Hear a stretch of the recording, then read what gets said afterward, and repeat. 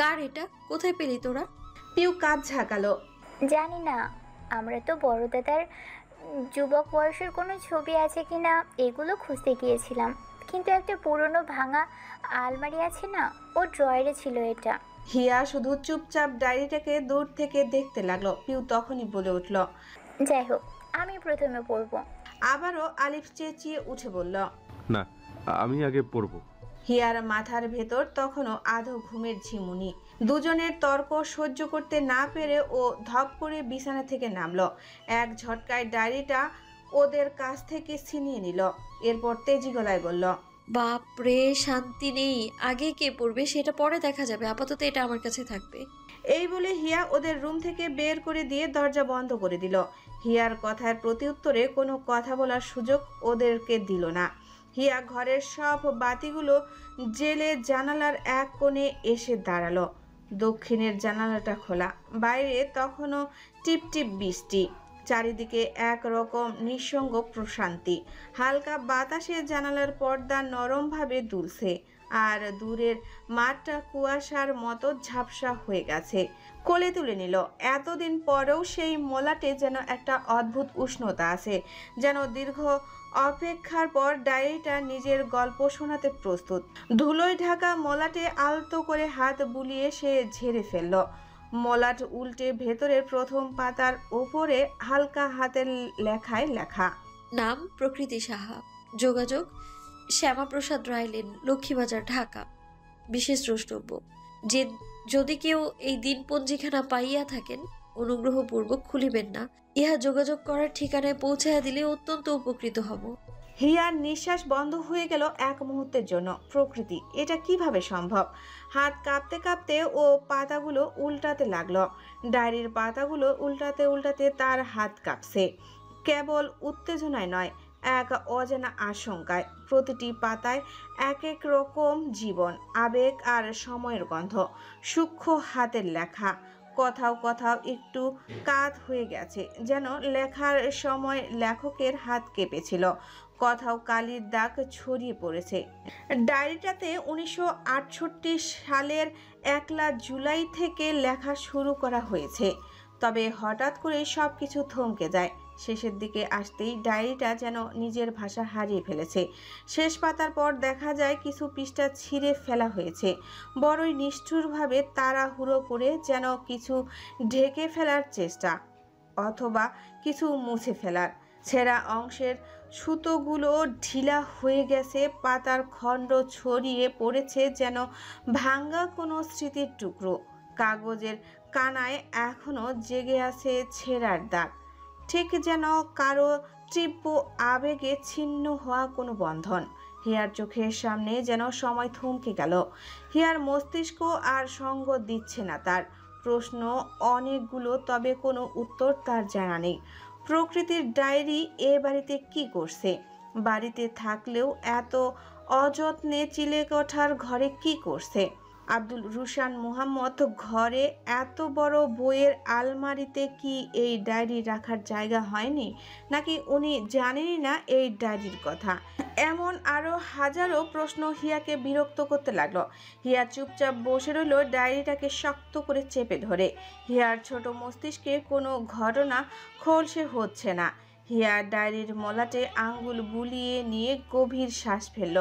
যেন কত যুগের ধুলো জমেছে এর গায়ে, যেন কত কথা লুকিয়ে আছে পাতার ভাঁজে। বাইরে বৃষ্টি এখনো পড়ছে, জানালার কাছে হিমি ফোঁটাগুলো গলে গলে নামে। মাঠের কোণের কৃষ্ণচূড়া গাছটা নীরব দাঁড়িয়ে, লাল রঙের শিহরণ মাটিতে ছড়িয়েছে।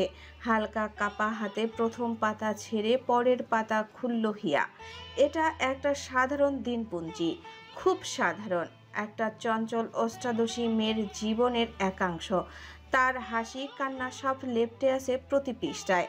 হিয়া পাতার পর পাতা উল্টে যাচ্ছে, আর চোখের সামনে দৃশ্যমান হচ্ছে প্রকৃতির নামের মরীচিকার সত্তা। আকাশ পাতাল সব ছন্ন ছাড়া বাক্যের সীমানা পেরিয়ে হিয়ার নজর আটকালো রামু নামের একটা শব্দে। এত মাস পেরিয়ে প্রথম এই শব্দটা প্রকৃতি তার দিনলিপিতে যুক্ত করল। হিয়া আব্দুল রুশান মুহাম্মদের মুখে তার নামের সম্বোধনে রামু উচ্চারণ শুনছে, তবে ঘটনার বিস্তারিত জানে না। হিয়া গুটি কয়েক পুরনো অক্ষরে মনোযোগী হলো। 1968 জুনের 6 তারিখ প্রকৃতি একটা সাধারণ হ্যাবলাকান্ত ছেলের বর্ণনা দিয়েছে, যে তার দিকে অনাবিল সুখ নিয়ে আশাহয়ের মতো দেখে থাকে। হিয়া একটু নড়ে চড়ে বসলো, কয়েক পাতা আবার উল্টালো। রামু নামের আরেকটা হিয়াকে জাপটে ধরল। প্রকৃতি তার এক অন্য অনুভূতি এখানে আবদ্ধ রেখেছে। যে হ্যাবলাকান্ত ছেলের বোকার মতো চাহনি দিয়ে এই গল্প শুরু হয়েছিল, তা যেন মাস ঘুরতেই ভালো লাগার পরিণত হলো। প্রকৃতি লিখেছে, রামু বেশ ভালো মানুষ, একটু বোকা শোকা, তবে আজ ওকে সূর্যের হাসি ক্লিনিকের সামনে দেখলাম। ওর বন্ধুরা মিলে রক্তদান করতে গিয়েছিল, দেখে যে কি ভালো লাগলো। দীপ্তি অকারণে রামুর উপর চটে থাকে, রামুকে আজ অন্যরকম লাগলো চোখে। হিয়া স্মিত হাসল। প্রকৃতির অনুভূতি যেন হিয়ার মাঝে জমে বসেছে। পাতার পর পাতা শেষ হলো, প্রকৃতির অনুভূতি আরো গাঢ় হতে লাগলো। প্রকৃতি নিজের মনের প্রতিটা শুদ্ধ অনুভূতির মতো পুঙ্খানুপুঙ্খ ভাবে বর্ণনা করেছে, যেন হিয়া প্রকৃতি হয়ে উঠেছে। রুশান প্রকৃতির মনে যে ভালো লাগার বীজ বুনিয়েছিল, তা যেন চারা গাছ হবার আশায়। প্রকৃতি লিখেছে, রামু ভিতর ডিম, মাঝে মাঝে মন চাই ভিতর ডিমকে ভাজি করে ডাল দিয়ে ভাতের সাথে মেখে খেয়ে নি। তুই মাসের পর মাস একটা মেয়েকে দেখবি, কিন্তু কিছুই বলবি না মনের কথা। অন্তত বন্ধুত্ব তো নিজে থেকে করতে আসবি। এখন আমাকেই আগাতে হবে যা দেখছি। হিয়া আরেকটু নড়ে চড়ে বসলো। এ কথা হিয়া রুশান মাহমুদের কাছে শুনেছিল, যে পড়া বোঝার বাহানায় প্রকৃতি রুশান মাহমুদের কাছে গিয়েছিল। তবে এখানে প্রকৃতি সেই একই ঘটনা তারিখ সময় দিয়ে নিজের তরফ থেকে রেখেছে, কিন্তু এই ঘটনার পেছনের রহস্য তো একেবারেই আলাদা। হিয়া মিষ্টি হাসলো। এই জন্যই হয়তো মানুষ বলে প্রতিটি ঘটনার দুটো দিক থাকে। প্রকৃতি লিখেছে, দুনিয়ার সব গর্ধবগুলো কিভাবে ভালো ফলাফল করে, আমার মাথায় একটু কিছু আছে বলে হয়তো পড়াশোনা ঠিক ঢুকতে চায় না মাথায়। আজকে ক্যাম্পাসে সম্পূর্ণ মাথা খাটিয়ে এগিয়েছি, ওই গর্ধব থেকে পড়া বোঝার নামে কথা তো এগিয়েছি। ছি, কি লজ্জাজনক বিষয়। এখন কি করব? মন আটকেছে তো এক বোকা হ্যাবলাকান্তের উপর। সময় পেরিয়ে যাচ্ছে, হিয়ার কাছে এসবের হিসেব নেই। সে পড়ে চলছে পাতার পর পাতা। এ যেন সেই একই দৃশ্য যা আব্দুল রুশান মুহাম্মদ তাদের দেখিয়েছিলেন। এবার সে দেখছে প্রকৃতির চোখে। একটা পাতার ভাঁজে হিয়ার চুল উড়ে এসে পড়ে। জানালার ওপার থেকে হালকা বাতাস ঢুকছে। বাইরে বৃষ্টি এখনো ঝরছে মৃদু সুরে। হিয়া থেমে যায় না, থেমে যেতে পারে না।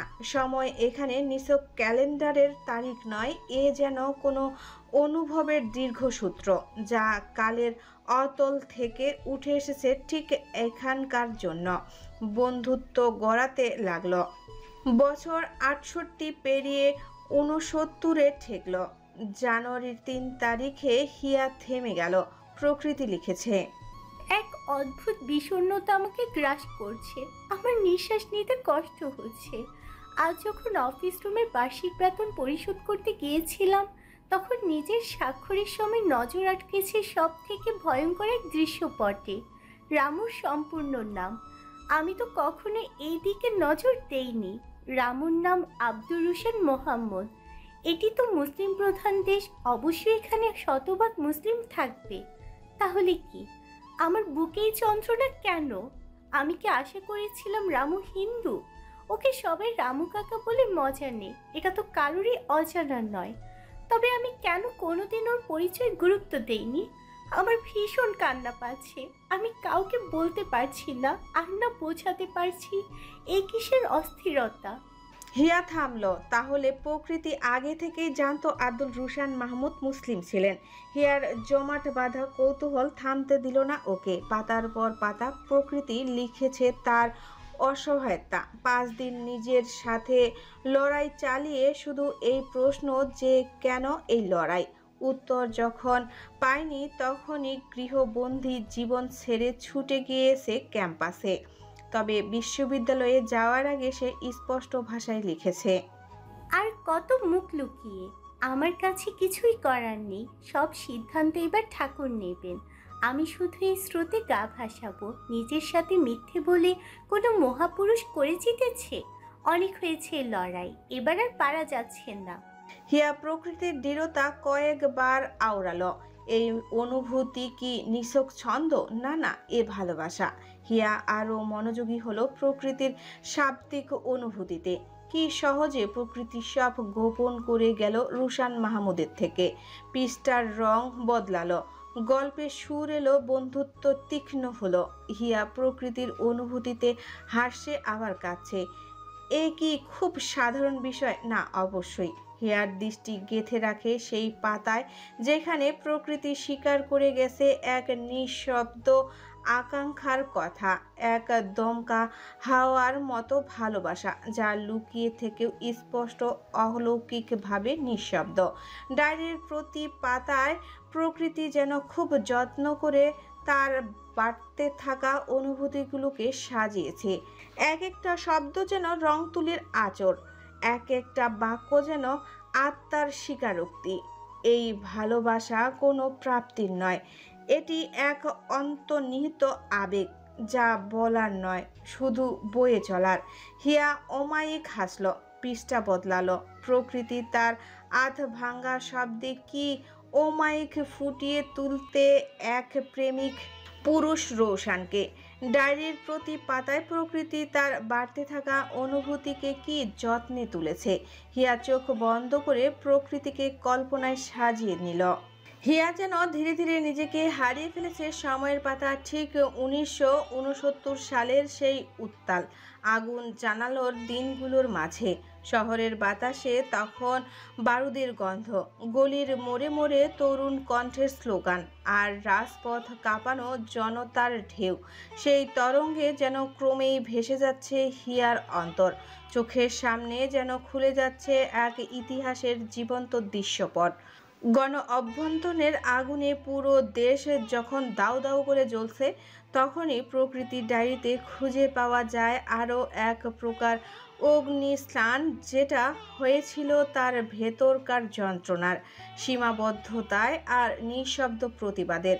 আব্দুল রুশান মুহাম্মদ বন্ধু মহল একের পর এক যোগ দিচ্ছে আন্দোলনে। কারো নাম পত্রিকায়, কারো ছবি দেওয়ালে, কারো গায়ে রক্তের দাগ। আর সেই রক্তের কালি দিয়ে ঠিক পাশের পাতায় প্রকৃতি লিখে যাচ্ছে তার মনের উত্তাল সময়কে। লিখছে, কিন্তু জানে এই লেখা কোনো ব্যারিকেডে পৌঁছাবে না, কোনো পাতায় ওছাবে না। তার প্রতিবাদ ছিল ঘরে বসেই, ডায়েরির পৃষ্ঠায়, কলমের অক্ষরে। পারিবারিক শৃঙ্খল ছিল পায়ের বেড়ির মতো। নারীর শরীরের চারপাশে তখনও সমাজ গেঁথে রেখেছে অদৃশ্য প্রাচীর।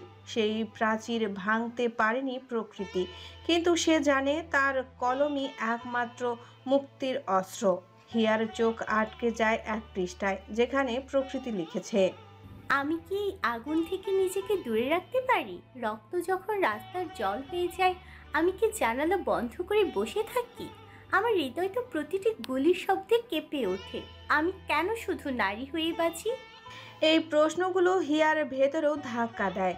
সে যেন অনুভব করে প্রকৃতির সেই নিঃশব্দ বেদনা, সেই গোপন আগুন যা শব্দের সীমানা পেরিয়ে এক আত্মার জ্বালায় পরিণত হয়েছিল। পাতার পর পাতায় এগিয়ে যায়, সময় গড়িয়ে যায়, কিন্তু কিছু লেখা আর আগের মতো স্পষ্ট নয়। বহু অক্ষর ঝাপসা, কোনোটা আবার আর্দ্র কালি ছড়িয়ে একরকম অস্পষ্ট ধোঁয়াশায় মিশে গেছে। তবুও হিয়া তার প্রতিটি ছেঁড়া বাক্য, ভাঙ্গা শব্দকে পরম মমতায় আপন করে পড়ে চলছে, যেন প্রকৃতি অপ্রকাশ্য যন্ত্রণাগুলো তার নিজের অনুভবেই দোলা দিয়ে যায়। হিয়ার চোখ তখন অতীত আর বর্তমানের মাঝামাঝি কোথাও। প্রতিবাদী এক নারীর নিঃশব্দ কণ্ঠে, কোনো এক নিঃশব্দ ভালোবাসার অলিখিত কবিতা, আর এক গভীর আর্তনাদে, যেটা কেউ শুনতে পারে না, তবুও থেকে যায় ইতিহাসে। সেকেলের ব্যর্থতা যেন ঘিরে ধরেছিল প্রতিবাদী এই নারী মূর্তিটাকে। পৃষ্ঠার সাথে সময় এগোলো, কত শব্দ যে মুছে গেছে তাও হিয়া পরম মমতায় তাদের আপন করে বুঝে চলছে। আবারও এক চুপচাপ আড়ষ্ঠতায় হিয়ার চোখে মুখে, যেন ডায়েরির পাতার গা ছুঁয়ে তার শরীরেও নেমে এসেছে এক নিঃশব্দ ভার। সে একটু নড়ে বসে, চোখ মেলে তাকিয়ে থাকে পাতার ওপারে। 69-এর 26শে এপ্রিল তাকে টেনে নিয়ে যায় একটি বিশেষ দিনে। সেই দিন যেদিন গায়েব হয়ে গিয়েছিল আব্দুল রুশান মোহাম্মদ। হিয়া একটু নিঃশ্বাস নিয়ে পাতায় চোখ রাখে, যেন ধীরে ধীরে ঢুকে পড়ছে সেই দিনেরই কোনো দুঃস্বপ্নে। কি অদ্ভুত এই পাতায় এক নারী যে তার নিঃশব্দ দহনকে শব্দের রূপ দিয়েছে।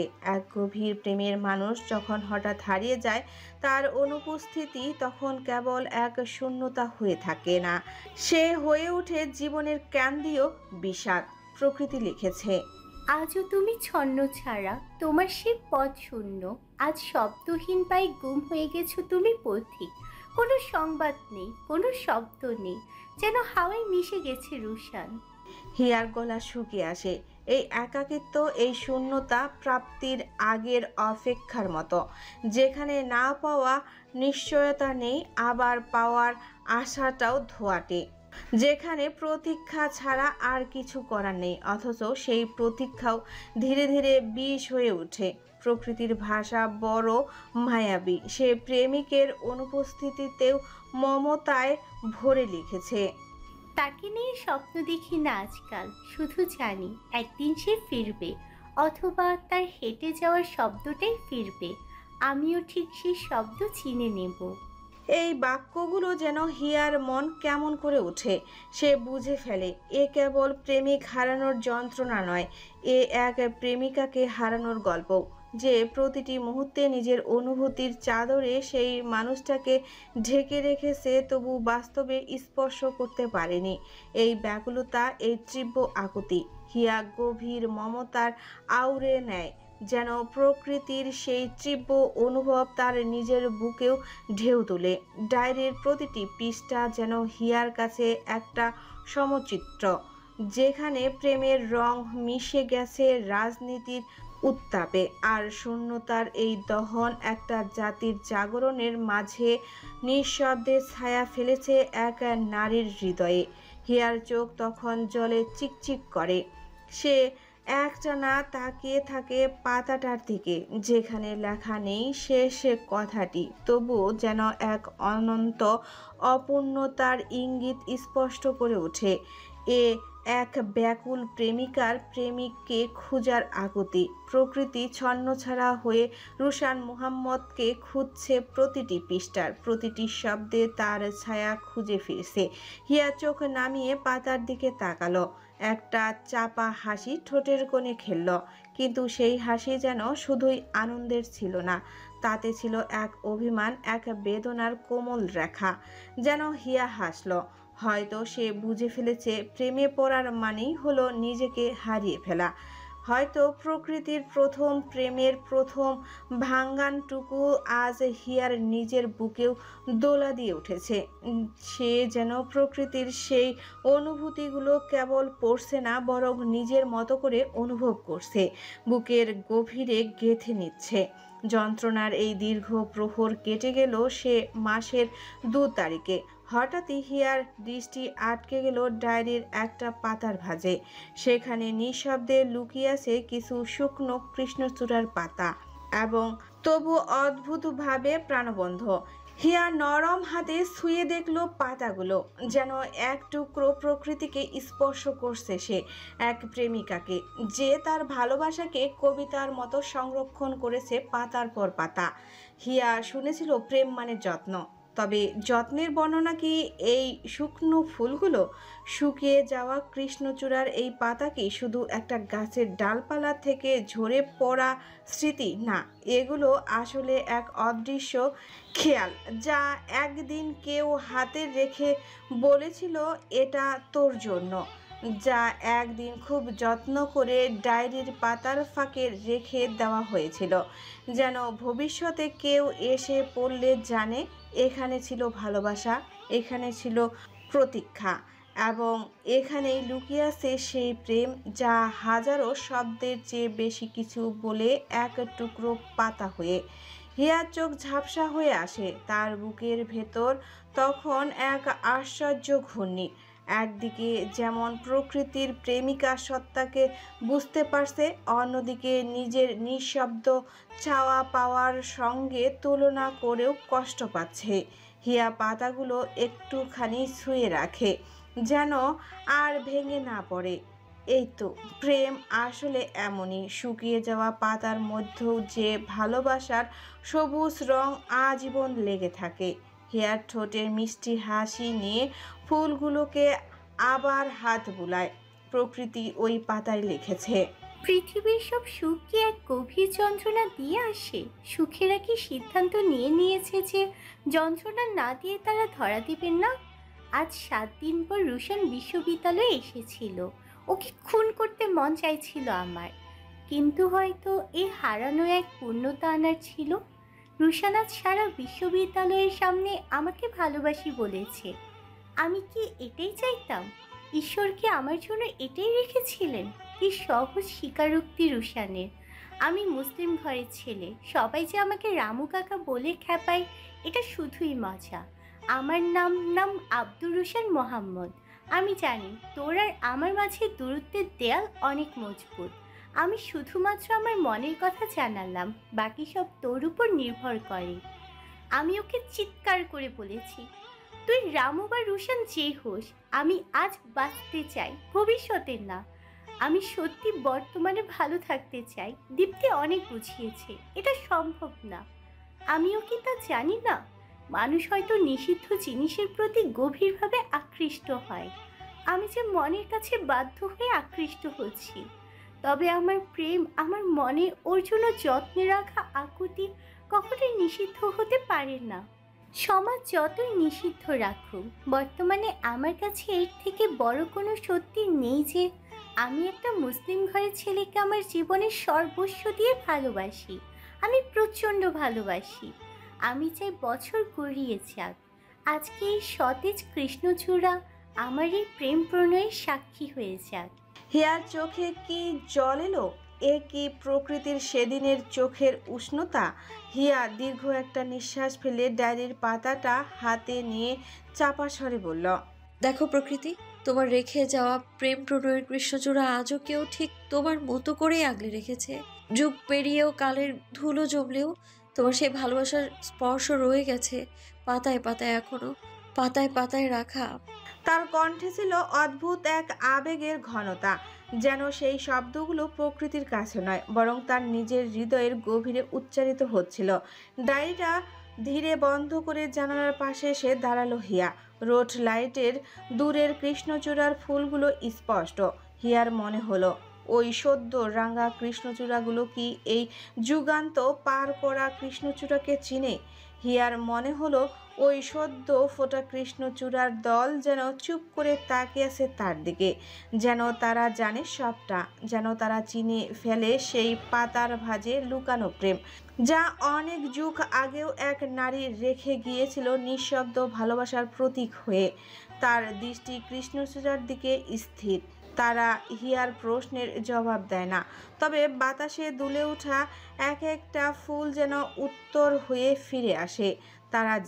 তারা জানে প্রেম কখনো মরে না, সে রয়ে যায় কারো যত্নে রাখা পাতায়, কারো চোখে ওঠা জলকোনায়, বা এমন কোনো জানালার পাশে দাঁড়িয়ে থাকা কারো নিঃশব্দে। হিয়ার বুক জুড়ে তখন কেবল নিঃশব্দ ভালোবাসা, যা ভাষাহীন হয়ে উঠেও নিজের সব কথা বলে ফেলে। আর সে বুঝে যায়, কিছু ভালোবাসা শুধু মানুষের সীমাবদ্ধ থাকে না, তারা ছড়িয়ে পড়ে পাতায়, গন্ধে বাতাসে, এমনকি গাছের পাতার মধ্যেও প্রেম বাতাসে মিশে গেল, যেন ধূপের মতো ধীরে ধীরে চারপাশে ছড়িয়ে পড়ল এক অদৃশ্য আবেশ। শীতল বসন্তের কোমলতা পেরিয়ে গেল, তারপর এক রুক্ষ গ্রীষ্ম, তারপর বর্ষার ভারী কুয়াশা ভেজা দিন। সব ঋতুই একে একে তাদের পালা শেষ করলো, আর হিয়া এই সব পেরিয়ে ডায়েরির পাতায় যেন ছুঁয়ে দেখল প্রকৃতি আর রুশানের নিঃশব্দ প্রেমের উত্তাপ। ছায়া আর আলোয় মোড়া একটা যাত্রা, যা শুরু হয়েছিল 1969 সালের কোনো এক নিঃসঙ্গ দিনে, এগিয়ে এসে থামল 1970-এর ঘোর লাগা সন্ধ্যায়। বছরের হিসেব বদলে গেল, ডায়েরির কালি একটু ফিকে হয়ে এলো। কি অদ্ভুত, তা যেন আরো গাঢ় হয়ে উঠল হিয়ার হৃদয়ে।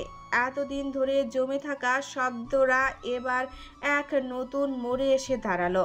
হঠাৎই ডায়েরির ভাঁজে ভেসে উঠল একটা নাম, রামু।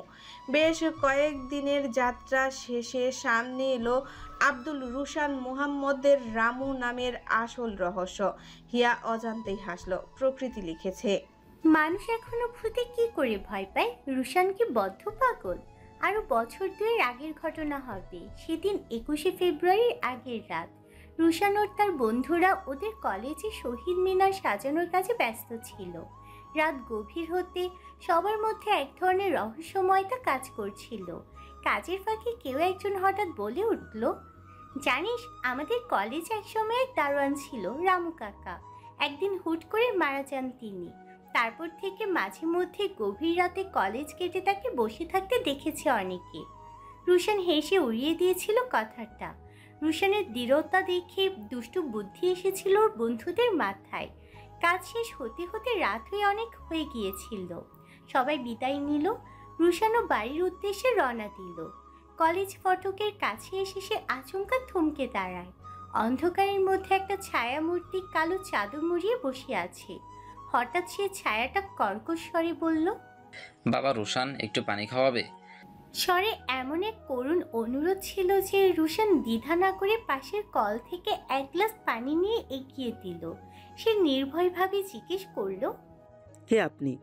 কালো চাদর ঢাকা সে অবয়ব হঠাৎ বিকট হাসিতে ফেটে পড়ল। ঠান্ডা এক কণ্ঠের ছায়াটি বলল, আমি রামু কাকা গো। ভয়ে রুশানের পা যেন শিকলে বাঁধা পড়ে গেল। শরীর অবশ হয়ে এলো তার, কিন্তু পর মুহূর্তে প্রবল আতঙ্কে সে দৌড়ে পালালো। পরের 3 দিন রুশান প্রচণ্ড জ্বরে কাবু হয়ে শুয়েছিল। এরপর থেকে বন্ধুরা ওকে রামু কাকা বলে রাগাতো। আর তখন থেকে এখন পর্যন্ত বেচারার নাম রামুতে পরিণত হবার পথে। হিয়া একটু সংকুচিত হলো। তার প্রতিক্রিয়া কি হওয়া উচিত? তার কি হাসা উচিত নাকি? সে একবার চোখ বন্ধ করে নিজেকে ধাতস্থ করল। এরপর আবার পাতার পর পাতা বদলালো। হিয়ার সামনে শুধুমাত্র কিছু মানসিক অক্ষরের মূর্তি নয়, বরং এক জীবন্ত স্মৃতির রেখাচিত্র, জীবনের রূপরেখা, যার প্রতিটি খণ্ডে আব্দুল রুশান মুহাম্মদের গল্পের অনুরণন। তবে যেই পর্বটি এখন তার সামনে উন্মোচিত, তাতে কি এখনো কারো কোনো পরিচয় বাকি? প্রকৃতি এবং রুশানের মূলত সত্যই যে এভাবে উঠে এসেছে, এটাই যেন এক অদ্ভুত সিঁড়ি। 70-এর বসন্ত, এক শীতের আগমনী, যে আগমনী নতুন বছরকে হাতে তুলে দেয়, ঠিক তেমনি বসন্তের প্রথম বৃষ্টির আগমনীও ফিরে এনেছিল এক অন্য রূপের প্রেম। 17 ফেব্রুয়ারি 1970। প্রকৃতি লিখেছে, কথায় আছে, বাড়ির কাছে তীর্থ থাকলে মানুষ ধর্মের পথে চলে না। আমারও তাই। হাঁটতে হাঁটতে বাড়ি থেকে বুড়িগঙ্গা নদী পর্যন্ত চলে যাওয়া যায়, কিন্তু সেই নদীর তীরে গিয়ে কখনো এভাবে যাওয়া হয়নি। ক্লাস ফাঁকি দেওয়ার সাহস কখনো পাইনি। অথচ আজ যেন আকাশের মতো ডানা মেলে উঠতে চাচ্ছিলাম। রুশান আমাকে নিয়ে গিয়েছিল বুড়িগঙ্গার তীরে, নৌকায় ভাসাতে। আমি যে সুখে অদৃশ্য হয়ে যাচ্ছিলাম তা কি বুঝাতে পারছিলাম? নদীর জল, বাতাস, তার চারপাশে প্রকৃতি যেন আমাদের ভালোবাসার গোপন সাক্ষী হয়ে দাঁড়িয়েছিল। রুশান কখনোই আমার প্রশংসা করেন না, এটা কি খুব স্বাভাবিক? আচ্ছা, আমাকে কি ওর সুন্দর মনে হয় না? হতেই পারে। হয়তো প্রেমিক পুরুষেরা নিজের নারীর প্রশংসা করতেই সব থেকে বেশি কৃপণতা করে। তবে রুশান বরাবরই অদ্ভুত এক আবেশে তাকায়। রুশান হয়তো জানে না ওর ওই চোখের আবেশে আমি হারিয়ে যাই। বেশ কিছু সময় আজ আমাদের মাঝে নীরবতা ছিল, আর নীরবতা ভেঙে রুশান আমার চোখে তাকিয়ে বলল, প্রকৃতি, তুমি জানো এই নদী আমাদের মতোই কখনো শান্ত, কখনো উত্তাল, আবার কখনো অমীমাংসিত। তবে এত সব ভারী শব্দের মধ্যে প্রাপ্তি কি জানো? সুখ। তোমার চোখ নদীর থেকেও গভীর, তবে আমার নেশায় তোমার এই কালো কাজলে। আমি বোধহয় থমকেছিলাম। শব্দচয়নে এত গভীরতা কেন? আমি আমার সব সাহিত্যের ভাষা হারিয়ে বসেছি যেন। আমি শুধু নদীর শীতল জলকে ছুঁয়ে ওর নজরে গভীরতা ছুঁয়েছি। কি ছন্নছাড়া কথা, তাই না? আমাদের কি আজ আবার প্রেম স্বীকারোক্তি করা উচিত ছিল? রুশান শুধু বলেছে, তোমার শরীরের একটা অদ্ভুত গন্ধ আছে, তীক্ষ্ণভাবে আঘাত করে আমার প্রেমিক মনকে। আমিও বলেছি, শুধু গন্ধ? রুশান কি অমায়িক হাসলো। তারপর তার পকেট থেকে বের হলো একটা রূপালী নূপুর। কি যত্নে পাঁচ হলো আমার। হয়তো এই অলংকারটারই কমতি ছিল আজ। এটা কি প্রথম প্রেমের প্রথম উপহার? না না, প্রথম উপহার তো নয়।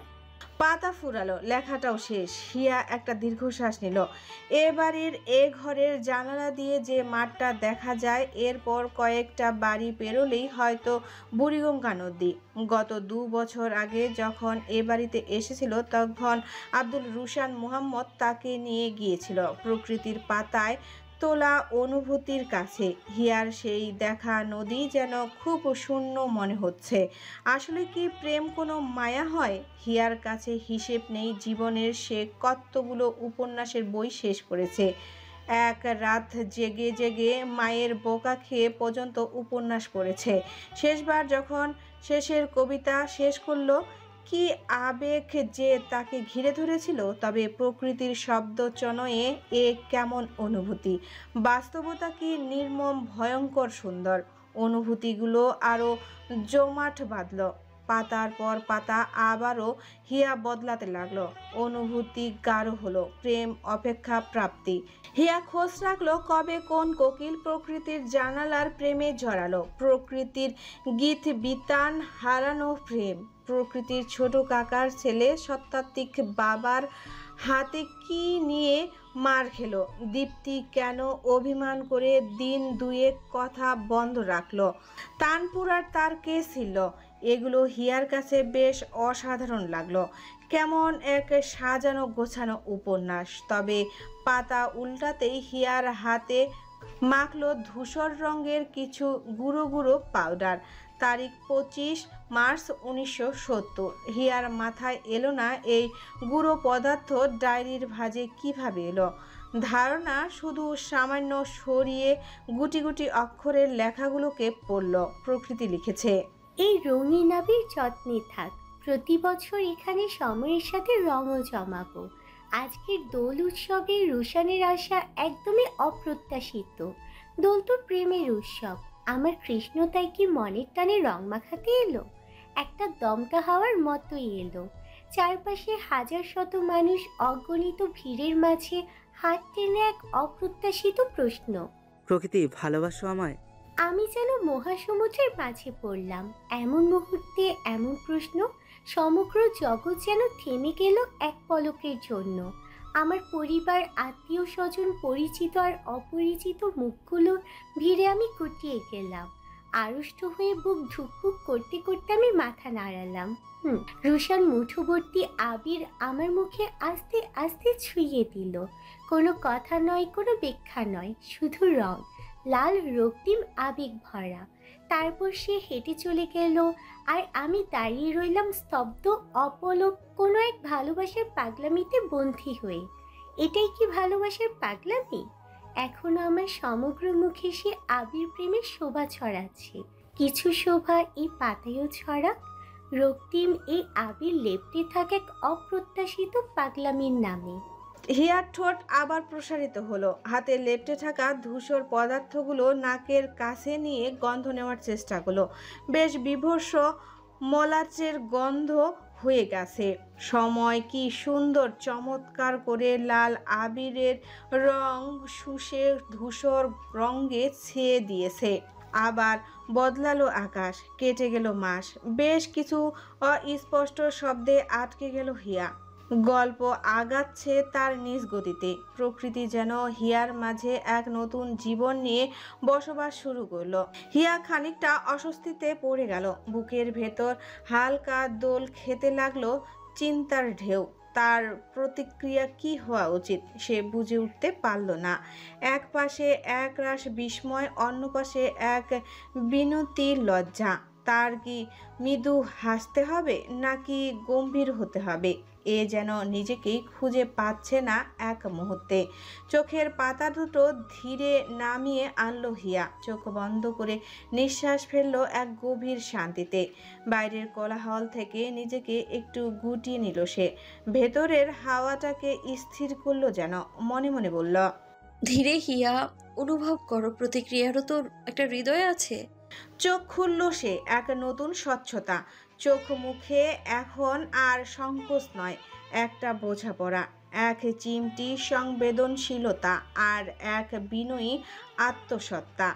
এরপর শুরু হলো অরাজকতার এক দীর্ঘ গা ছমছমে অধ্যায়।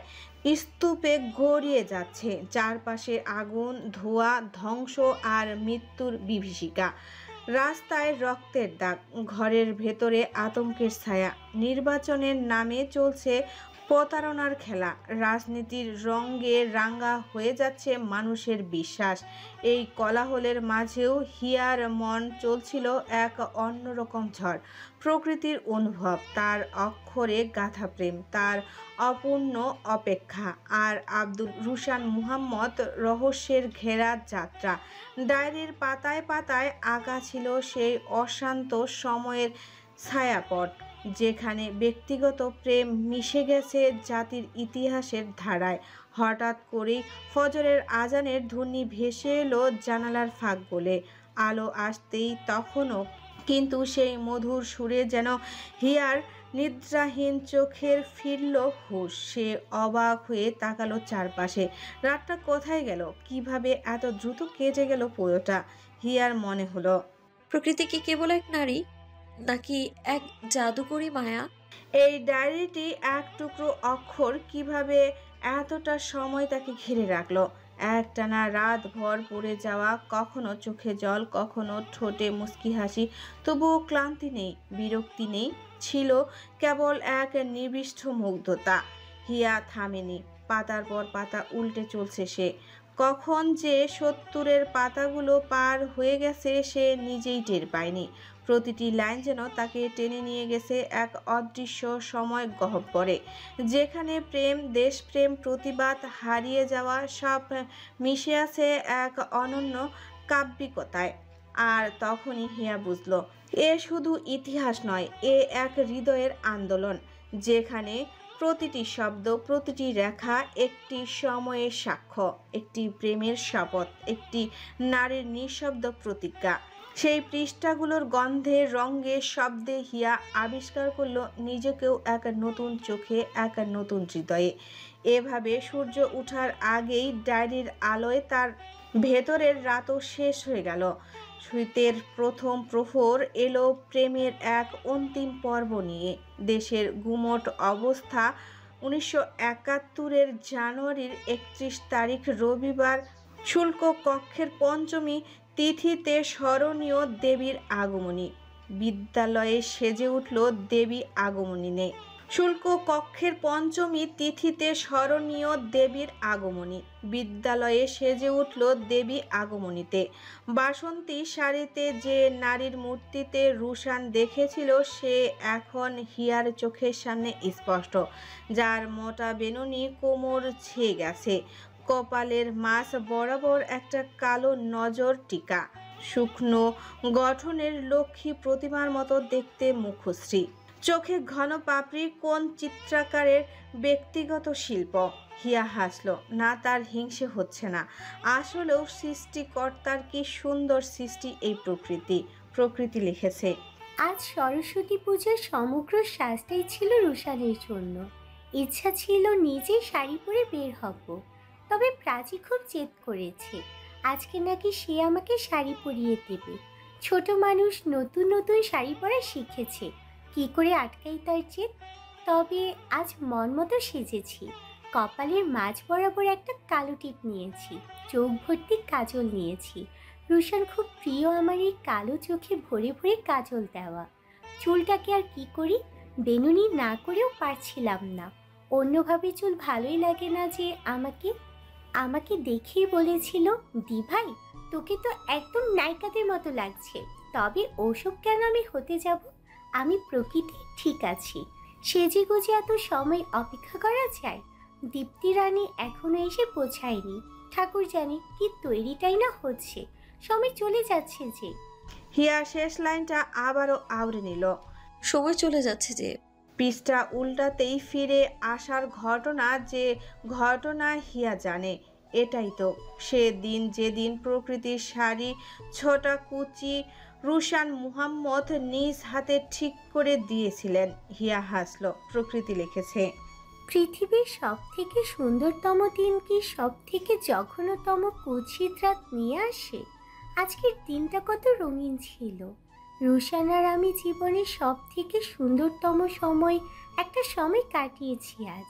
প্রত্যেকটা নারী সব থেকে বড় সৌভাগ্য হয়তো একজন যত্নশীল ও দায়িত্ববান পুরুষ পাওয়া। রুশান একজন আদর্শ যত্নশীল আর দায়িত্ববান পুরুষ। কি পরম যত্নে সব অগোছালোকে গুছিয়ে নেয় সে। আমার মতো অগোছালো একটা মানুষকে যত্নে আদর করে গুছিয়ে নেয়। কিন্তু প্রফেসর আজম স্যার কি কাজটা ঠিক করেছেন? কি দরকার ছিল বাড়িতে এসে এতগুলো কথা বলার?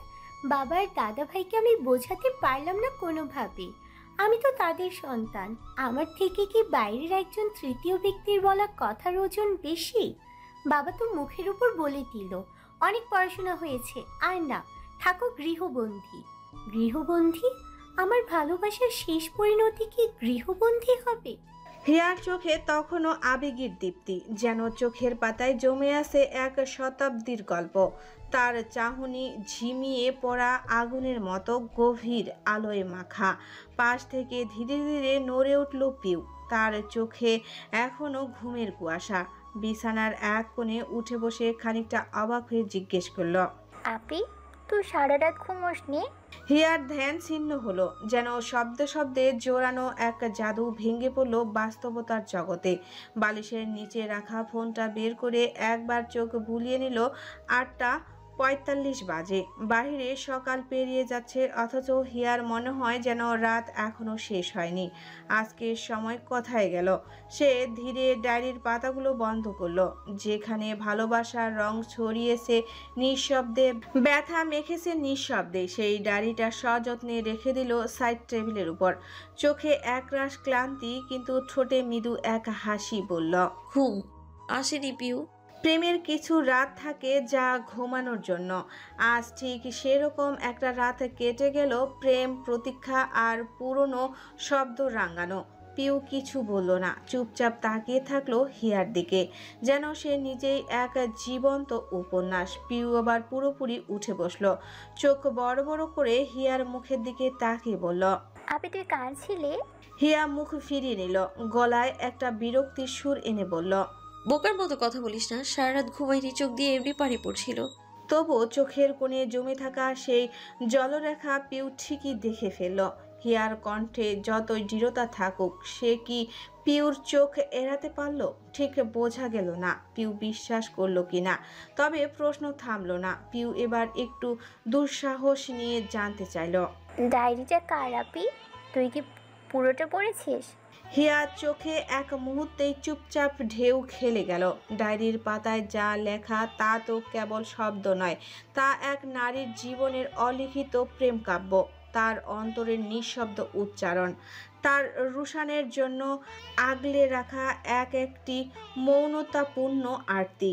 পিউ এমনিতেই প্রকৃতি নামের মালা জপছে সারা বছর, আর যদি কোনোভাবে সে জানতে পারে এই ডায়েরিটা প্রকৃতির, তাহলে তো সত্যি আনন্দের আত্মীসজ্জে মসজিদের মাইকেও উঠে যাবে খুশির ঘোষণা দিতে। সাবধান এলাকাবাসী, প্রকৃতির ডায়েরি পাওয়া গেছে। হিয়া একটুখানি হেসে ফেললো ভেতরে ভেতরে। হিয়া একটু ভাবলো, তারপর বলল, এটা অযথা আজগুবি কথাবার্তা লেখা জিনিসপত্র। আম, কোনো ছোট বাচ্চা কাচ্চার হবে। কণ্ঠস্বরটা ছিল নিরাসক্ত, কিন্তু চোখের গভীরে কিছু একটা খেলা করছিল। পিউ হয়তো বুঝে গেল হিয়া ইচ্ছে করেই এড়িয়ে যাচ্ছে, তাই আর জোর করলো না, চুপচাপ থাকলো, যেন হিয়ার সেই না বলা কথার প্রতি এক ধরনের সম্মান দেখালো। হিয়া নিজের মুখের কথাগুলো মনে করে একটু হেসে ফেলল। সে জানে এ কথা কতটা মিথ্যা, এই ডায়েরির প্রতিটি শব্দ যে কতটা পরিণত, কতটা আবেগ গথিত তা কেবল তার হৃদয় জানে। তবুও নিজের মনকে প্রবোধ দেওয়ার জন্য এমন একটা যুক্তি দিতে হয় যেন আবেগের অতলে নিজেকে আর না ফেরাতে হয়। ধীরে ধীরে সে ডায়েরিটা তুলে নিয়ে সাইড টেবিলের ড্রয়ারে রেখে দিল, আড়াল করলো, যেমন কেউ খুব গোপনে কিছু বুকে রেখে দেয়, দেখা যায় না কিন্তু ফেলে দিতেও পারে না। হিয়ার মনে হলো এখন আর এই পাতাগুলো পড়ার মতো অবস্থায় নেই তার। ডায়েরির প্রতিটি পুক্তি যেন এক একটা ডুবে যাওয়া রাত, আর সেই রাতে সে একাই সাঁতার কাটে। তাই সকালটা মিটে গেল, পৃথিবী যখন আবার স্তব্ধ হয়ে পড়বে তখন সে ফিরবে ডায়েরির কাছে, একান্ত নিঃসঙ্গতা আর নিঃশব্দ ভালোবাসায়। সকালের নরম রোদ জানালার কাছ ভেদ করে টেবিল জুড়ে ছড়িয়ে পড়েছে। কাচের গ্লাসে ধরা কমলার রস, পাঁপড় ভাজা আর রুটি সবজির গন্ধে টেবিলটা যেন মুখরিত। বাংলাদেশের এক এক কোণে থাকা মানুষগুলো এক এক টেবিলে বসা। পিউ বিষয়টা ভেবে যেন খুব মজা পেল। বাংলাদেশের টেকনাফ থেকে তেঁতুলিয়া পর্যন্ত এক টেবিলে বসে সকালের চা খাচ্ছে সবাই। চায়ের কাপে চুমুক দিতে দিতে পিউ এবার কৌতূহল মুখ করে প্রশ্ন ছুড়ল, আচ্ছা বড় দাদা, তোমার নামটা একটু বেশি আপডেট না? মানে ইতিহাসে যত মানুষের নাম পড়েছি সব দাদু দাদু টাইপের, রহিম, করিম, রফিক, হাসেম, আর তুমি একেবারে রোশান। নামেই যেন ফিউচার ঝিলমিল করে। এই নামের পিছনে কোনো গল্প আছে নাকি? আব্দুল রুশান মোহাম্মদ হালকা হেসে মাথা ঝাঁকলেন। তার হাসি ছিল এমন এক অভ্যস্ত ধৈর্যের মতো, যা জীবনের বহুবার শোনা প্রশ্নেও ভালোবাসা দিয়ে উত্তর দেয়। আছে তো, আসলে ব্যাপারটা অনেকটাই মজার। আমার বাবার খুব প্রিয় এক বন্ধু ছিলেন উর্দুভাষী, খুবই আলাদা মানসিকতার মানুষ, একদম আলাদা ঘরানার। তার নাম ছিল রোশান, মানে আলোকিত, দীপ্তিময়। আমার জন্মের সময় সেই বন্ধুই নাকি বাবাকে বলেছিলেন, भाईजान इस बच्चे का नाम रोशन रखो। বাবাও উৎসাহের নাম রেখে দিলেন রোশান। কিন্তু বাঙালির একটা চিরাচরিত অভ্যাস আছে তো, ভাষার উচ্চারণ নিজের মতো করে নেয়।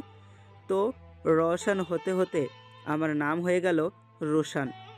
আর ওইদিকে বাবার ধর্মীয় অনুভূতি থেকেই যোগ হলো আব্দুর আর মোহাম্মদ, সেই থেকে আব্দুর রোশান মোহাম্মদ। পিউ হা করে শুনছিল, এক সময় বলে উঠল, উফ, দারুণ বড় দাদা। বেচারা পাকিস্তানি বন্ধু হয়তো শুধু তোমার নামই রেখেছিল, তাই না? পিউয়ের কথায় ইশারা বুঝে চারপাশের সবাই হেসে উঠল। মিনুর রহমান তো বলেই উঠলেন, এই দস্যি মেয়ে, আমার নামটি কি খারাপ? পিউ এক সময় মুখে একটা দুষ্টু হাসি নিয়ে মিনুর রহমানের দিকে তাকিয়ে বলল, না না মিনু দাদু, তোমার নামও তো দারুণ আধুনিক। তোমার নাম কি কোনো তুর্কি সিরিয়ালের নায়িকাদের থেকে দেখে রাখা? মিনু চোখ গরম করে তাকালো, মুখে হাসি চেপে রাখতে পারল না, বলল, তোর মুখের লাগাম খুলে দিলেই তুই রকেট হয়ে যাস রে পিউ। সবাই আবার হেসে উঠল। খাবার ধীরে ধীরে শেষ হতে লাগলো। একে একে সকলে চা শেষ করে হাত ধুয়ে উঠল। সকালের এই প্রাণখোলা আড্ডা আর হাস্য উজ্জ্বল যেন এক একজনের মুখে রোদ্দুর হয়ে লেগে রইল। হিয়া একটু ধীর পায়ে হাঁটতে হাঁটতে নিজের রুমে ফিরে এলো। দরজা আটকে দিয়ে হালকা একটা নিঃশ্বাস ফেলল। চারপাশের কোলাহল পেরিয়ে সে যেন আবার নিজের নিঃশব্দ জগতে ফিরে এসেছে। সাইড টেবিলের ড্রয়ার খুলে আবার সেই ডায়েরিটা বের করলো। ঠিক তখনই দরজার ঠকঠক। দরজার ওপারে ভেসে এলো এক পরিচিত কণ্ঠ, গম্ভীর কিন্তু মৃদু স্বর। ঘরের কোণে লুকিয়ে বসে থাকতে চাইবে? এসো আমার ঘরে। সবাই মিলে একটু বসা যাক।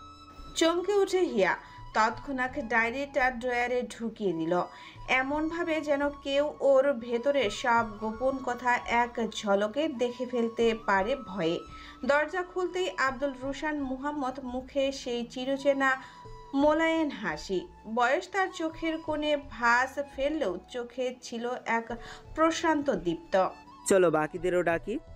বলতে বলতেই তিনি পিউ, আলিফ, মিম, তুর্য সবার নাম ধরে একে একে ডাকতে লাগলেন। আব্দুল রুশান মুহাম্মদ বইটা হাতের মুঠোয় একটু শক্ত করে ধরলেন, মোলাটের আঙ্গুলে বোলাতে বোলাতে যেন কোনো পুরনো পথ ঘাট ছুঁয়ে দেখছেন, যেখানে শব্দের গল্প হয়ে উঠেছিল, আর গল্প হয়ে উঠেছিল স্মৃতির ঘ্রাণ।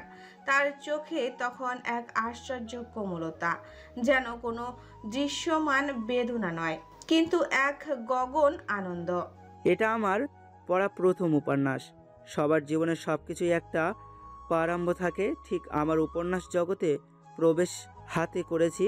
তোমাদের কি মনে হয় আমি প্রথম থেকে উপন্যাসের প্রেমে ছিলাম? সমগ্র বই দেখছো, এগুলো একটু একটু করে জমানো, সময়ের সাথে সাথে, বয়সের সাথে সাথে। জীবনে আসলে কখন কোনো অভ্যাস পরিবর্তন করে তা আসলেই জীবন নিজেই জানে। তার কণ্ঠে তখন এক অন্তর্নীল সুর, যেন সেই বইয়ের পাতাগুলোর মধ্যেই জড়িয়ে আছে তার জীবনের একটি অনুচ্ছেদ অধ্যায়। তুর্য যে এতক্ষণ চুপ করে বসেছিল, এবার হঠাৎ একটু নড়ে চড়ে বসল। তুর্যর কাছে আব্দুল রুশান মুহাম্মদের এই কথাটুকু হয়তো বেশ আকর্ষণীয় লাগলো। কিন্তু আপনি ধৈর্য কোত্থেকে জোগাড় করলেন? উপন্যাস যারা পড়ে তাদের অনেক ধৈর্য থাকা দরকার। হুট করে তার উপন্যাস পুরো হয়ে যাওয়া যায় না। আব্দুল রুশান মুহাম্মদ হঠাৎই এক প্রাণখোলা হাসি হেসে উঠলেন। সেই হাসির মধ্যে ছিল স্মৃতির রোদেলা উষ্ণতা আর একটু হালকা আত্ম উপহাস। তা ঠিক বলেছ বেটা, তোমার বয়সে আমিও ভাবতাম উপন্যাস পড়া মানেই যে বাড়াবাড়ি। হয়তো বাস্তব যখন কাটা দেয় তখন কল্পনাই হয়ে ওঠে আশ্রয়। একটু থেমে বইটা আরো শক্ত করে চেপে ধরে তিনি যেন ফিরে গেলেন তার এক অসমাপ্ত অতীতে। নিঃসঙ্গতার 100 বছর, এটা তার সবথেকে পছন্দের উপন্যাস ছিল। অবহেলায় পড়েছিল আমার বুক সেলফের এক কোনায়, ধুলো জমা পাতার ভাঁজে। তারপর একদিন নিঃসঙ্গতায় এমনভাবে আমাকে ঘিরে ধরল যেন নিঃশ্বাস ফেলারও জায়গা ছিল না। তখন এই বইটাই হয়ে উঠল আমার সঙ্গে। পাতার পর পাতা যেন কেউ আমার কাঁধে হাত রাখছে, সুদ করে বসে আছে পাশে। সুখ খুঁজলাম শব্দের আড়ালে, পাতার নিচে লুকানো বাক্যগুলো। বিশ্বাস করো, যদি একবার শুকনো পাতায় সুখের ঘ্রাণ পেয়ে যাও, তাহলে সে আর কখনো তোমাকে ছেড়ে যায় না। হিয়া একটু চুপ করে থাকলো, তারপর চোখে এক রাশ বিস্ময় নিয়ে বলল, তার মানে এই একটা উপন্যাস আপনাকে হাজার উপন্যাস পড়িয়েছে? আব্দুল রুশান মুহাম্মদ তাকালেন হিয়ার চোখে আর একদম ধীর গলায় বললেন, ঠিক তাই, একটার ভিতরে লুকিয়েছিল হাজারটা পথ, আর আমি শুধু হাঁটতে শুরু করেছিলাম। আব্দুল রুশান মুহাম্মদ আর কোনো উত্তর দিলেন না, শুধু একটুখানি মৃদু হাসি মুখে ফুটে উঠল। তাতে ছিল না কোনো রঙিন উচ্ছ্বাস, ছিল নিঃশব্দ এক অভিমানী স্মৃতি। ততক্ষণে পিউ হঠাৎই সবার আলাপে ঢুকে পড়ল, মুখে ছেলে মানুষই আগ্রহ। আজ কিন্তু প্রকৃতিদের এলাকায় যাব, আর আর কিছু জানি না। তোমার সেই মন্টু মামা না ঝন্টু মামা, যেই হোক না কেন, তার দোকানে চা খাওয়াতেই হবে আমাদের।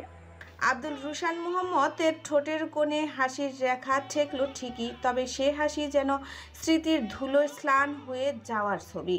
চোখ দুটো আচমকায় জ্বলে উঠল, না কোনো উচ্ছ্বাসে না, এক ধরনের কোমল শোকের আলোর মতো। সেই চায়ের দোকান আর নেই পিউ? তার কণ্ঠে নেমে এলো একান্ত এক বিষণ্ণতা। সেই দোতলা বাড়িটাও আর দাঁড়িয়ে নেই, দোকানটা এখন আধুনিক কফি শপের রূপ নিয়েছে। সময় সব কিছু ধুয়ে মুছে নতুন করে তুলেছে। এক অদ্ভুত নিস্তব্ধতা ছড়িয়ে পড়ল চারপাশে, কথা হঠাৎই কমে এলো, আড্ডাও যেন থেমে গিয়ে একটা দীর্ঘশ্বাসে পরিণত হলো। বাইরের দুপুরটা আরো গাঢ় হয়ে উঠল, অথচ টাপটা ধীরে ধীরে হালকা হয়ে বিকেলের নরম বাতাসে গলে যেতে লাগলো। ঘরের ভেতর আলো ছায়া মিলে তৈরি হলো এক অদ্ভুত আবরণ, ঠিক যেন স্মৃতির চাদরে ঢাকা পড়ে গেল সকালের প্রাণচঞ্চলতা। আর সময় সে তো চুপি চুপি চলে যায়, দরজার ছায়া লঙ্ঘন করে উঠোনের রোদের ভাঁজে চাপা পড়ে থাকে বাড়ির মানুষগুলোর নিত্যদিনের দিন যাপনের নিচে। ঘড়ির কাঁটা তখন 4টা ছুঁয়ে পেরিয়েছে 12 মিনিট। রোদটা আর ঝলমলে নয়, তবুও এক রকম স্বর্ণালী আলোয় ভেসে যাচ্ছে ঢাকার পুরনো অলিগলি। সবাই মিলে পায়ে হেঁটে চলছে পুরনো এক ঠিকানার দিকে, যেখানে স্মৃতি আছে, গল্প আছে, আর আছে সময়ের জমে থাকা স্তর। হঠাৎ এক পুরনো গলির সামনে দাঁড়িয়ে হিয়া থেমে গেল। মাথা একটু কাত করে চোখ মেলে তাকিয়ে বলল, এটাই তাহলে শ্যামাপ্রসাদ রায় লেন, লক্ষ্মীবাজার? তার কণ্ঠে ছিল না কৌতূহল, ছিল যেন একটি স্বপ্নের বাস্তব রূপে ফেরা একটা অনুভব, যা শুধুই হৃদয়ের গভীর থেকে এসেছে। সবাই কথাটা মৃদু শুনলেও তেমন গুরুত্ব দেয় না, তবে দুটি প্রাঙ্গ অভিজ্ঞ চোখ যেন হিয়ার কণ্ঠস্বরের মধ্যে সময়কে খুঁজে নেয়। আব্দুল রুশান মোহাম্মদ থেমে একটু গম্ভীর স্বরে বলে উঠলেন, হ্যাঁ, শ্যামাপ্রসাদ লেন। হিয়ার বুকের ভেতর যেন হঠাৎ কিছু নড়ে উঠল। চোখের সামনে দাঁড়িয়ে থাকা পুরনো বাড়িটা এখন আর সেই আগের মতো নেই। সেই লাল ইটের দোতলা গঠনের পুরনো বাড়িটা ভেঙে জায়গা করে নিয়েছে এক নিরস বহুতল ভবন। নির্মাণের আধুনিক, কিন্তু প্রাণহীন। হিয়া জানে এই বাড়িকে সে প্রকৃতির চোখে খুব চেনে। প্রকৃতি তার লেখা প্রতিটি শব্দ চয়নে নিখুঁত বর্ণনা দিয়েছে এ বাড়ির প্রতিটি ইটের, প্রতিটি শব্দ, প্রতিটি বাক্য যেন এই বাড়ির দেওয়াল স্পর্শ করে জন্ম নিয়েছিল। হিয়া ভাবল, সেই স্মৃতিগুলো কি হারিয়ে গিয়েছে এই কংক্রিটের ছাদ আর টাইলসের নিচে? তবে ভাবনা নিয়ে আগালো না আর। তারা ধীর কদমে আগালো সেই চায়ের দোকানের দিকে, মন্টু মামার চা, যে দোকান বরাবর প্রকৃতির বারান্দা ছিল বোধহয়। কিন্তু বাড়িটার সামনে চায়ের দোকানের সংস্কার এখন আধুনিক, হারিয়ে গেছে চায়ের আভিজাত্য। সেখানে দাঁড়িয়ে আছে চকচকে এক কফি শপ। মন্টু মামার ছেলে এখন সেসব সামলায়। দেয়ালে ক্যাপুচিনোর মেনু আর কাচের জানালার পাশে অচেনা তরুণ তরুণীর নিস্পৃহ হাসি। হিয়ার মনে হলো সময় কেবলই নিয়ে যায়, ফিরিয়ে দেয় না কিছুই। সময় পেরোলো, আড়ষ্টতা কাটলো বোধহয়।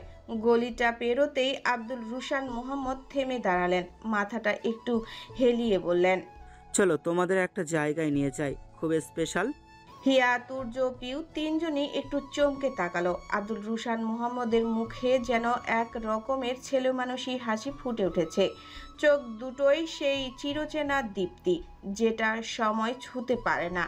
এগিয়ে চললেন সরু একটা গলির ভেতর দিয়ে, যেটা হয়তো গুগল ম্যাপে নেই, কিন্তু তার হৃদয়ের মানচিত্রে আঁকা আছে স্পষ্টভাবে। কিছু দূর হেঁটে তারা পৌঁছালো এক ছোট্ট দোকানের সামনে।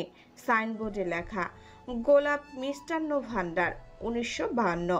ঝাপসা রং, ফিকে হয়ে যাওয়া হরফ, আর কাঠের ফ্রেমে আঁকা রসগোল্লার ছবি।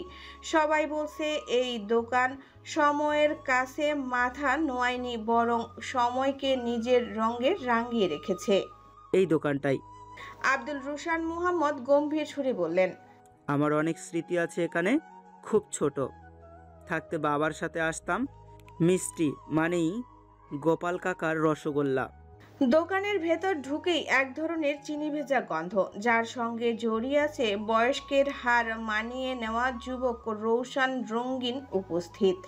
একজন বৃদ্ধ দোকানদার মুস্কি হেসে বললেন, ও রুশান ভাই, অনেকদিন পর। আব্দুল রুশান মোহাম্মদ বিনিময়ের সাথে মাথা নুয়ে হাসলেন, নাতি নাতনিদের নিয়ে এলাম, রসগোল্লার লুচি দিও।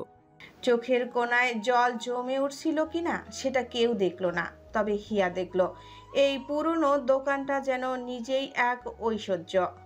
কে জানে কত বাচ্চার বৃদ্ধ হওয়া দেখেছে।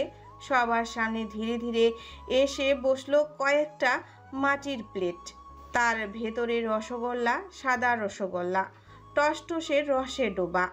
তৃপ্তি আর নস্টালজিয়ার মিশলে এক অদ্ভুত নীরবতা ছড়িয়ে গেল চারপাশে। রোদ তখন ঢলে পড়েছে গলির ধুলোর উপর। সন্ধ্যার বাতাসে পুরন ঢাকার গলিগুলো যেন আর একবার অতীত ছুঁয়ে ফিরছে। সবাই ধীর পায়ে ফিরে চলছে বাসার দিকে। পিউ আর মিম গল্প করতে করতে পেছনে পড়েছে একটু। আলিফ আব্দুল রোশান মোহাম্মদের সাথে হেঁটে চলছে অন্যমনস্ক। তুর্য হাঁটছে আড়াল হয়ে এক মনে, আর হিয়া যেন হাঁটছে ঠিক শব্দের আন্দোলন নিয়ে। প্রকৃতির ডায়েরির ঘুমন্ত শব্দের জীবন্ত রূপ দেখে হিয়ার আরও জানার তৃষ্ণা যেন আকাশ ছুঁয়েছে। বাসায় ফিরে হিয়া আর অপেক্ষা করতে পারল না। তার চোখে মুখে ছিল এক অদ্ভুত তাড়াহুড়া, যেমনটা হয় খুব কাছের কোনো চিঠি খুলে পড়তে যাওয়ার আগে। ডায়েরিটা সে যত্ন করে ড্রয়ারের এক কোণ থেকে বের করলো। সে ধীরে ধীরে পাতাগুলো উল্টাতে লাগলো। প্রত্যেকটা শব্দে যেন সময় জমাট বেঁধে আছে। প্রকৃতির লেখাগুলো শুধু কাগজে আঁকা নয়, হিয়ার বুকের ভেতরে ধীরে ধীরে ছায়া ফেলে যাচ্ছে। হিয়া এবার ৭০-এর পাতাগুলো পেরিয়ে পৌঁছালো ৭১-এর গহীনে। ডায়েরির পাতাগুলো যেন হয়ে উঠল সময়ের সেতু। প্রকৃতির শব্দ চনয় একটাই স্পর্শ, একটাই জীবন্ত। যেন সে নিজের চোখের সামনে দেখতে পারছে সেই নিঃশব্দ দুপুরগুলোকে, যেখানে বাইরের পৃথিবী থেমে থাকলেও কারোর হৃদয়ের স্পন্দন থেমে থাকেনি।